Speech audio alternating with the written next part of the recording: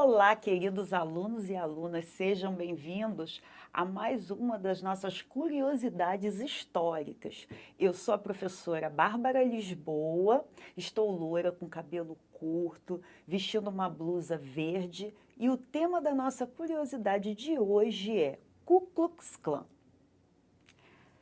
É muito comum nós utilizarmos, quando nos comunicamos em redes sociais, a sigla KKK, que para nós significa risos. Porém, nos Estados Unidos, essa sigla KKK de risos não tem absolutamente nada.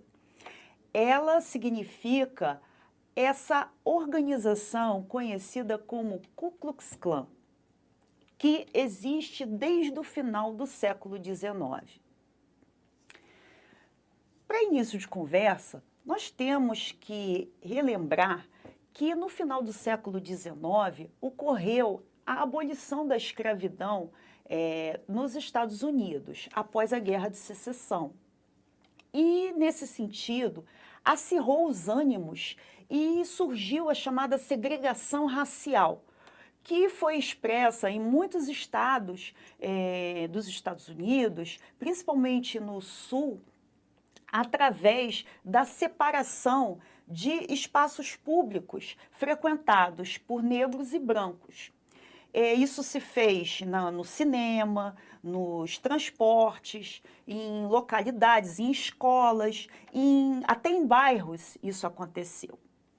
E foi nesse contexto que surgiu essa organização secreta conhecida como Ku Klux Klan, com a sigla KKK. Nós podemos entender que a Ku Klux Klan ela teve 3 momentos de surgimento, né, nos Estados Unidos. Ela surgiu primeiro no século XIX, como eu disse, após a abolição da escravidão. Só que ela acabou sendo perseguida. Já em 1871, ela foi até proibida e banida por conta de ser uma organização racista. E ela ressurge nos anos 20 e, novamente, ela entra em decadência e, a partir dos anos 1950, ela ressurge novamente, mas com características um pouco diferentes. O que tinha em comum nesses vários momentos, né, da história da Ku Klux Klan é que essa organização ela tinha ideais, né, da supremacia branca nos Estados Unidos, ela era anti-imigrantes, era anti-negros e era uma organização terrorista, porque ela promovia linchamentos de pessoas negras, contrários também a judeus e eram anticatólicos. Eles se denominavam como defensores de uma certa moral cristã, mas dentro de uma ótica protestante. Porém, as próprias igrejas protestantes nos Estados Unidos não se diziam nenhuma delas apoiadoras desse movimento da Ku Klux Klan. Como eram anticatólicos, também a gente vai ver presente, né, nessa denominação, nessa organização, muitos movimentos, né, de queimarem cruzes em espaços públicos. E na Ku Klux Klan, que se desenvolveu já nos anos 20, nós vamos ver também algumas, como se fossem passeatas ocorrendo. Aqui nós vemos uma foto de uma reunião da KKK em Chicago na década de 1920, período considerado o auge da Klan. É interessante percebermos que eles utilizavam esses roupões, eles adotaram, né, esses roupões brancos e usavam máscaras e chapéus, né, em forma cônica para esconderem seus rostos, de forma que não fossem identificados. Aqui nós vemos a marcha de integrantes da KKK em Washington, em 1928. Aqui nós vemos a cruz sendo queimada, atividade introduzida por William Simonk, o fundador da Segunda Klan em 1915. Dessa forma, a gente pode perceber que o primeiro clã surgiu no final do século XIX, né, já no final da década de 1860, e tinha uma predominância de pessoas que eram do sul dos Estados Unidos. E acabou sendo banido e acabou também sendo perseguido e acabou em 1870.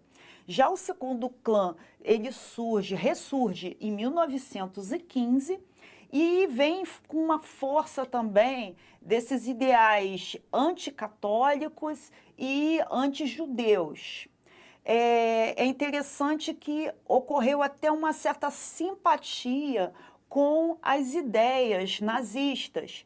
Porém, como os Estados Unidos se colocou ante esses regimes totalitários que surgiram, né, de extrema-direita na Europa, com a Segunda Guerra Mundial, esse movimento ele acaba novamente e perde essa influência, dessa simpatia, até porque os alemães estavam do lado oposto. Já nos anos 1850, ressurge novamente esse movimento e ele passa, além de ter esse tipo de ideia de extrema-direita, de ser reacionário, e de perseguição também a essas minorias e a esses outros grupos, e também dessa questão essas questões raciais, né, de supremacia racial branca estadunidense, nós percebemos também a influência do anticomunismo, né, que acaba sendo agregado nessas ideias. Atualmente, estudos do SPLC, que estuda esses movimentos extremistas nos Estados Unidos, apontam que existem cerca de 72 células do clã nos Estados Unidos, nos dias de hoje, e cerca de 5.000 a 8.000 adeptos. Um exemplo dessa persistência de um movimento terrorista e também radical e racista nos Estados Unidos foi o exemplo que aconteceu em 2020, ou seja, recentemente, quando Harry Rogers, que se autodeclarava como participante da KKK, acabou sendo preso por ter jogado o carro em cima de manifestantes do movimento Vidas Negras Importam. Esse movimento ocorreu por conta do assassinato de George Floyd, que foi um negro morto por um policial em 2020. Nossas curiosidades históricas vão ficando por aqui e não deixem de assistir às próximas. Até breve!